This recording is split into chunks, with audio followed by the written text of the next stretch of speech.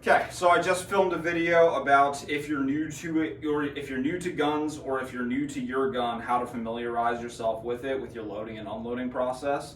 Now I'm going to talk a little bit about increasing pistol performance. Okay, so once you know your gun, you know how it works, you know how to load and unload it. This is some stuff that you can do to make yourself better at shooting. Okay, this is what most people think of when we think of dry fire. Okay, so again, I'm setting myself up for dry fire. I have my safe direction. I'm going to follow all the gun safety rules as I'm doing this. I'm not doing this impaired. I'm not tired. I'm not drunk. I'm not high. Okay, that's really important.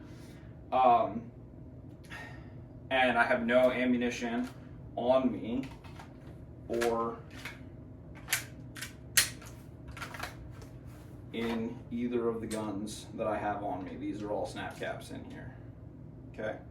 Orange tip, no primer. Very important that we check that. I've removed all the ammunition from the room and put them in a red Solo cup out in the kitchen. You can use your container of choice, but that's just what we had laying around here.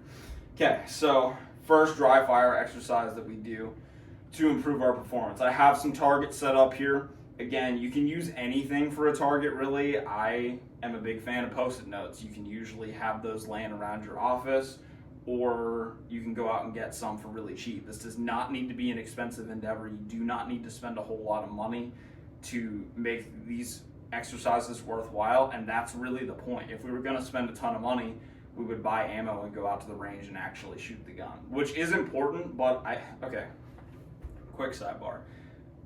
Even if I had an unlimited ammo budget, I would still dry fire, because there's things that you can see and feel in dry fire without the stimulus of the gun going off that you can't see when you're on the range. Range practice is for validation.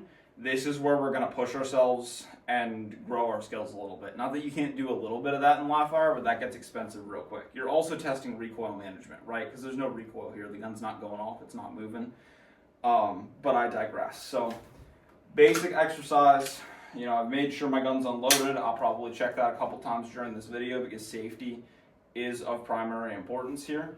But I'm just going to set myself up in my stance, get my grip, line my sights up, and carefully press my trigger. I'm going to look at my sights and see what they tell me we're doing. Okay? Cycle the slide so that I can press the trigger again, carefully press the trigger, look at my sights before I bring the pistol back in, returning my finger to that high position right there, and carefully reholstering. Okay? So what am I doing? I'm looking to see are my sights moving when I'm pressing the trigger, okay? Because that's all that producing accuracy is. You press the trigger without disturbing your sight picture. I gotta make sure the sights are lined up, and I gotta press the trigger without making them move, okay? So, sounds really simple, but that really is the thing that most people struggle with.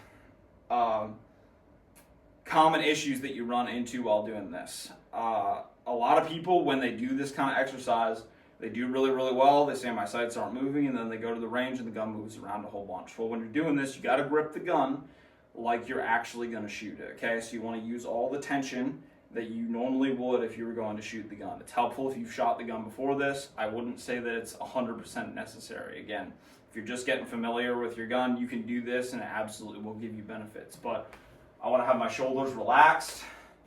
I want to have a tight grip with my dominant hand and an even tighter grip with my non-dominant hand. Gotta make sure that the trigger is reset.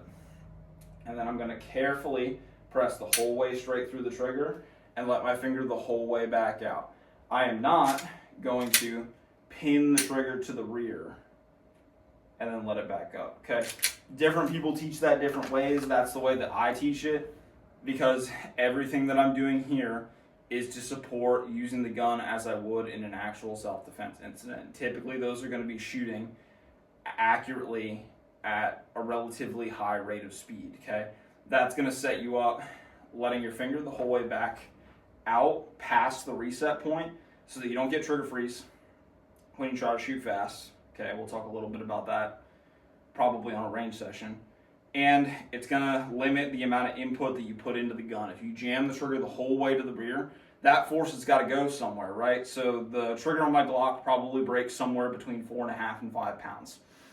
That means it takes about 4.5 or 5 pounds of force to make the gun go off. If I put 10 pounds in, it's unlikely that I'm going to put all of that straight back and not move the rest of my hand while I'm doing that. So I'm in this exercise, what I'm trying to accomplish is figure out what is the minimum amount of force that I need to use to discharge the gun and then let my finger back out. I'm trying to move my trigger finger independently from the rest of my fingers, okay? When you get that low left shooting thing that a lot of people have going on as a right-handed shooter, what's happening is that you're pressing the trigger with your whole hand. We don't want to do that. You want to move your, I even did it a little bit there when I was trying to demo correctly.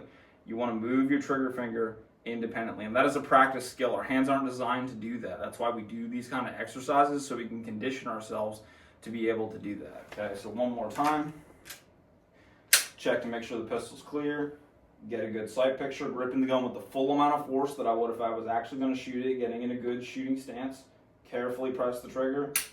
Let the trigger the whole way back out. And be honest with yourself.